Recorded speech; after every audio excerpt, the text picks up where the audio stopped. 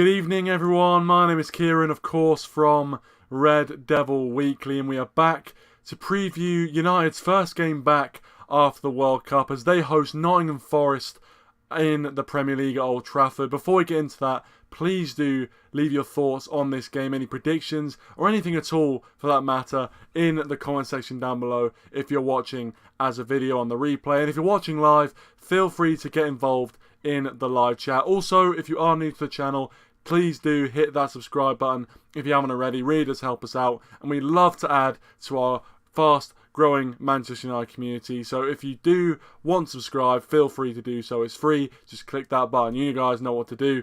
And also, if you do like this video, only if you like this video and you want to, please do hit that like button.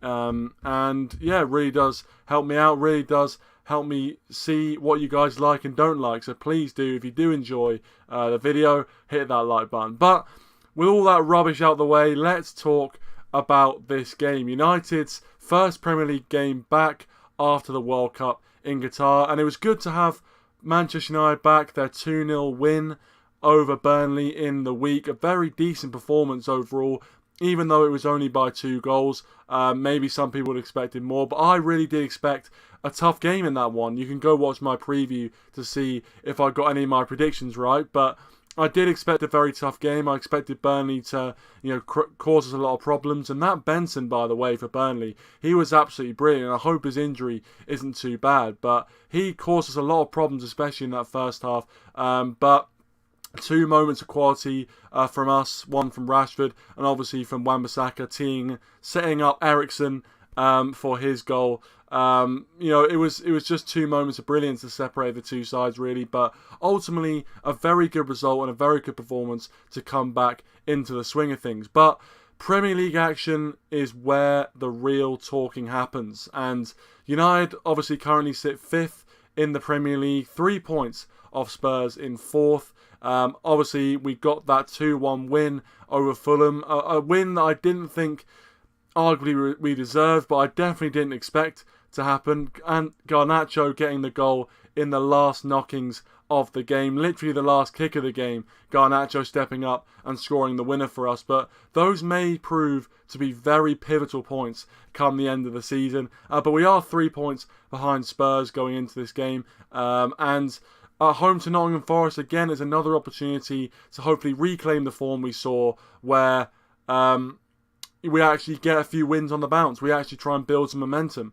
And we have been fairly inconsistent, I'd say, this season. I think there have been times where we've been able to build up a few wins here and there, but then we face a team like a Man City or, we slip up in one of these games and all of a sudden, we kind of lose that momentum again. So, we need to start building that momentum up. And I think especially in this period after the World Cup, the team that can build any sort of early momentum will start to make inroads into the top 4 or wherever they're trying to get to this season. Just want to say welcome Connor and welcome Rich. Thanks for joining. Really appreciate it. Make sure you do check out Rich's preview for the Nottingham Forest game on his channel. Will be after this one, I think at 10:30. So make sure you are checking that out if you haven't already. Even if you're watching on the replay, make sure you check out Rich's channel. It's good to see you. And thanks for having me on a few of the streams during the World Cup. We had great fun over on there. I didn't do any World Cup content, but Rich had a load of World Cup content. And so if you want to relive some of that, please do check out his stuff. And Connor says, come on the Red Devils, 3-0 win for the boys, then celebrate with a Rashford extension. Well, if Rashford's going to score goals like he did against Burnley, I'd happily have him for 10 years. Never mind a 3, 4, 5-year extension, wherever he's going to get. But what a finish by Rashford. What a run by him as well. I know it was only Burnley, but it was a brilliant goal. And you've got to celebrate these moments when they come. But hopefully he can translate that into the league form. And we need it because, as I said, we're in 5th position, 3 points off Spurs. And I think this is a really pivotal point. I know the Premier League season is a marathon, not a sprint. And it's not how you start, it's how you finish, all that usual rubbish people say. But at the same time, this point in the season where teams are just starting to get back into the swing of things after the World Cup, it's a very good opportunity to, catch teams cold, and hopefully the likes of Spurs, Liverpool, these guys were going for the top four with Chelsea. Hopefully we can have a better start than them, and we can start to make inroads into the top four and start to put them under pressure, because this season we haven't really been inside the top four. I don't think we've actually spent any minutes inside the top four, especially because we lost our first couple of games. So we've been chasing it all the way through this season. So whilst obviously we want to go for trophies, that's what we're about, at the same time, I think putting pressure back on the teams above us is the biggest objective right now. So a win against Nottingham Forest, and a big win at that, a confident, consummate, professional performance is what we really need coming out of this game. But Nottingham are not going to make it easy for us. I should say Forest. Forest are not going to make it easy for us. Rich says, live at 10:30 tonight, first stream for 10 days. Of course, yeah, hopefully you feeling better after contracting COVID. And Rich says, let's pump Forest 4-0 to remind the ex-Man United players what they missed out on. Well, we'll go on to that now, actually. It's a good segue, getting on to some of the ex-Man United players. One, Jesse Lingard, who actually had a really good game for Forest in midweek against Blackburn. A 4-1 win for Forest, which saw them through to the quarterfinals of the Carabao Cup. But Lingard looks to be gaining a little bit of confidence. He's got a few goals recently. He played very well, obviously, in the game that I just mentioned. And he'll want to play well against United. There's no doubt about that. I mean, I think he would probably agree that his United tenure probably came to an end at a time which I think it was kind of a beneficial deal for both parties. And I think Lingard is probably enjoying a lot more game time at Forest than he would have been at Manchester United. But every United player that leaves always wants to kind of just, show them what we're missing. And Lingard will be up for it, of course, coming back to Old Trafford as well. It'll probably be the first time he's come back to Old Trafford and played against Manchester United, because a few of the previous times he's been on loan. So this is the first time he's actually going to be able to come back to Old Trafford and hopefully make his mark from a Nottingham Forest point of view. And then, of course, Dean Henderson, who I don't think is allowed to play in this game because he's a lone player, so they won't have their usual goalkeeper, which, for me, I think is a bonus for us, just because I think Henderson would 100% want to prove a point. I think he mentioned at the start of the season that when he was asked what team he would like to face, he would have said Manchester United, because he has that point to prove. So the fact that Henderson isn't allowed to play against us due to his loan move, I think is a bonus for us. I'm not 100% sure who Forest have as their backup goalkeeper, but I think in terms of the storyline, if you like, the fact that Henderson isn't able to play against us, I think is a blessing in disguise. It really is for us. So yeah, I think Forest will be looking to cause an upset. The one thing that I think has proven difficult for Forest is going away from home to these big sides. They've been slapped by Man City, they were slapped by Arsenal, and after us on the 1st of January they've got Chelsea. I think they've got Chelsea at home, but away from home against these top sides, they tend to struggle quite a lot. Now, one of the things they might benefit from is the fact that a lot of their players weren't at the World Cup, and they had those players. They played 3 friendlies. I think they won 2 and lost 1 in their friendlies, which whether you think that really makes a difference is up to you, but they've got a little bit of momentum, obviously, with the win against Blackburn as well. So they've been together as a squad pretty well. I think a few of their players went off to the World Cup, but by and large, they've kind of been together as a squad, so that may help them. On the flip side of that, we thought that about Burnley, or I certainly thought that about Burnley. I was worried about the fact that they had been together for the last kind of 2 or 3 weeks, whereas most of the United players have been out in the World Cup. So, it's one of those things where sometimes you can big up the importance of these things, and hopefully I am bigging up the importance of these things and I'm worrying about it for no reason. But listen, for me, Forest will be looking to start the season again very brightly, especially because they're 18th in the league, and the race to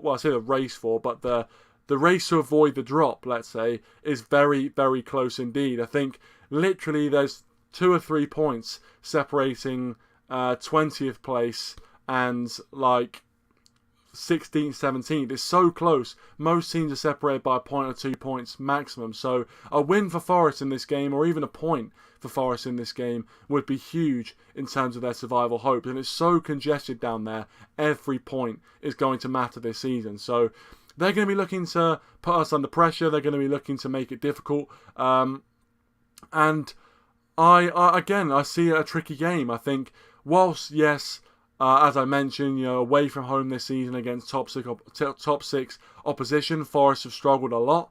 I do think that the fact that all the United players are still kind of coming back from the World Cup, and we're still trying to kind of get back to how we were before.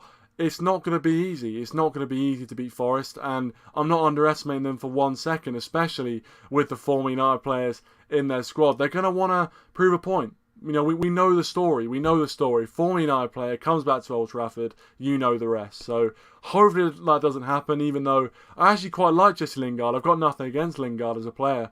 But hopefully he doesn't have... Well, the best thing would be if he has a good game and we beat them 4-5-0. That would be the perfect thing for me. But ultimately, Forest are going to be looking to upset the apple cart. And I'm sure Cooper has got a lot of plans up his sleeve. Set pieces, kind of low block, being quite solid defensively. And hopefully for them, learning their lessons from when they went to the Emirates and when they went to the Etihad this season. But from a United point of view, hopefully they've learned nothing from that. Rich says, I'm not missing the average performances in TikTok videos, but I don't speak for every Man United fan. Yeah, well, exactly. But yeah, let's talk about Manchester United now. And I'm going to just go straight into my predicted 11 for this game. Now, this is a little bit based off what we saw in the Carabao Cup game, which, in my eyes, whilst it was, a kind of round of 16, if you like, Carabao Cup fixture, where you'd expect there to be a weakened team, I actually think Ten Hag looked to play... Well, he looked to play a lot of the stronger players because he wanted to get them back up to speed. And I think that team really will show us what we're going to start with in the Premier League come the 27th. And this is what I've gone with. I've gone with De Gea, Shaw, Lindelof, Varane. I've not gone with Maguire. Even though Maguire has probably trained longer than Varane, or will have trained longer than Varane, because obviously the game is going to be on the 27th and we're only on the 23rd today, so there's still another kind of 4 days until this game, so we never know what's going to happen in between them. But from what I think right now, I think he will go with Varane if he's fit and if he kind of comes back from France without any little niggles or anything like that. So I think he will go with Lindelof and Varane. Dalot on the right side as well. I've gone with Eriksen and Casemiro. Both started against Burnley and obviously both played very well. Fernandes, Antony, Rashford and Martial as the kind of front four. We saw Antony come on in the second half against Burnley. Rashford obviously scoring that brilliant goal. Martial as well, I thought did a decent job before being taken off. So that's the team. That's the team I'll go with. I think it's pretty well our strongest 11. Obviously, Lisandro Martinez not going to be available probably if you go... If Ten Hag's press conference is anything to go by, especially with how he was talking about Martinez still celebrating their World Cup win. And he's still in Buenos Aires. So by the time this game's going to kick off, the likelihood of him coming back and starting is pretty slim. Maybe he's going to be on the bench, but I don't see him starting. So that's my starting 11 for the game. Let me know your thoughts in the comment section and the live chat. But I think that is our strongest team. I think right now that is pretty well the strongest team we can put out.